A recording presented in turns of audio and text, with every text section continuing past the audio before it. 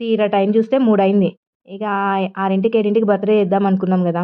ఇప్పుడు 4కి అట్లా పోయి ఇంగ చికెన్ తీసుకొచ్చిండు. సాయంత్రం 4కి చికెన్ తీసుకొచ్చిండు. 4 కేజీలు చికెను.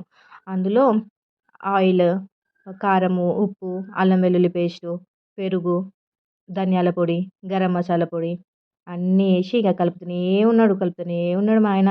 కలిపి, కలిపి, కలిపి బాగా మ్యారినేట్ చేసేసి ఒక గంట సేపు పక్కన పెట్టేసినాం ఈ చికెన్నయితే.